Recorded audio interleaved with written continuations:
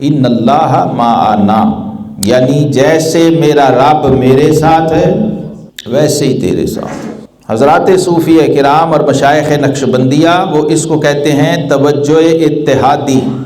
یہ میں ان اہل سلوک اہل طریقت کے لیے عرض کر رہا ہوں جو ان احوال کو جانتے ہیں۔ مشائخ نقشبندیہ جو اہل سلوک و طریقت ہیں، ان کے اندر توجہ 4 قسم کی ہے۔ مشائخ نقشبندیہ میں جو غار ثور سے فیض چلا ہے، پہلی جو توجہ کرتے ہیں وہ ہے انعکاسی، دوسری القائی، اور تیسری اصلاحی، اور چوتھی اتحادی۔ 4 قسم کی توجہ باطنی اور روحانی ہے۔ جو مرشد کامل ہو تو اپنے مرید پہ کر کے اس کو منازل سلوک طے کرواتا ہے۔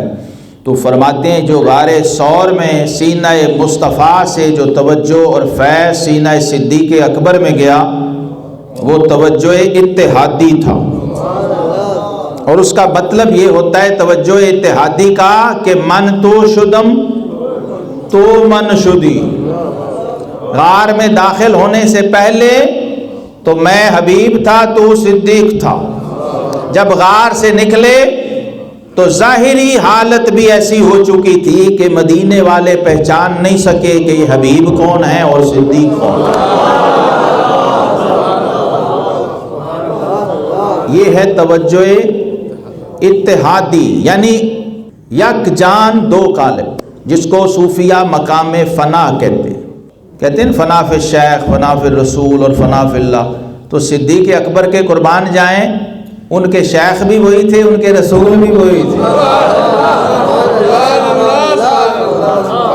تو آگے ایک ہی قدم تھا بس، اور وہ تھا فنا فی اللہ۔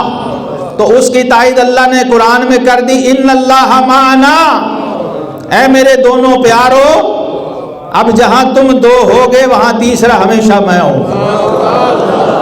تو خواجہ باقی باللہ رحمۃ اللہ علیہ یہ ہمارے امام ربانی مجدد الفسانی رحمۃ اللہ کے پیر و مرشد ہیں، اور نقشبندیوں کے بہت بڑے ولی اور شیخ اور بزرگ۔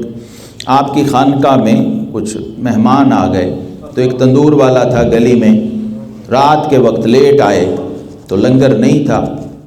اس تندور والے نے، ہوٹل والے نان بھائی نے دیکھا کہ مہمان لیٹ ہیں تو کھانا تو خانقاہ میں ہوگا نہیں، تو لانگری کو جا کے لنگر پیش کر دیا۔ اس کے پاس تھا، روٹیاں تھیں، جب پیش کیا مہمانوں نے کھا لیا تو صبح آپ نے پوچھا خادم سے، درویش سے، کہ مہمانوں نے لنگر کھایا تھا؟ اس نے کہا جی۔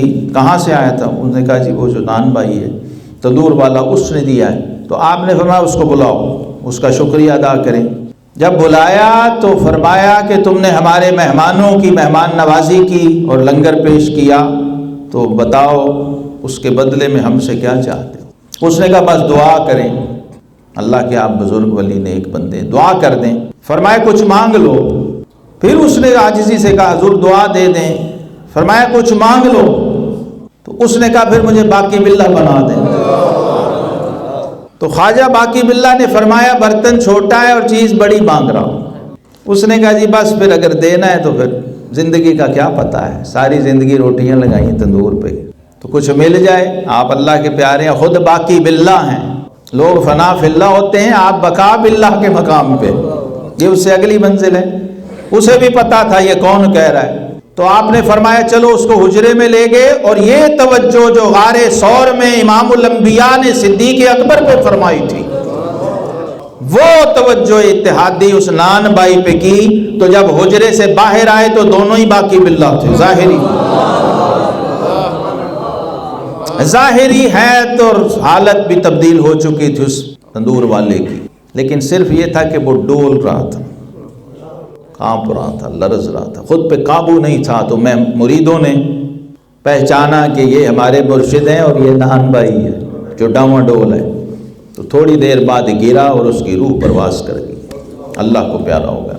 تو آپ نے فرمایا کہ یہ برتن چھوٹا تھا لیکن چیز اس نے بہت بڑی مانگ لی تھی، اس کی تاب نہ لا سکا، لیکن میں کہتا ہوں پھر بھی وہ خوش بخت تھا، اور کتنا خوش نصیب تھا جو غوثوں قطبوں کو منزلیں عمریں لگا کے ملتی ہیں، اسے 4 روٹیوں کے بدلے اللہ کے ولی کی نگاہ کا صدقہ عطا ہوئی۔ یہ غار ثور کے فیضان کی ایک چھوٹی سی جھلک ہے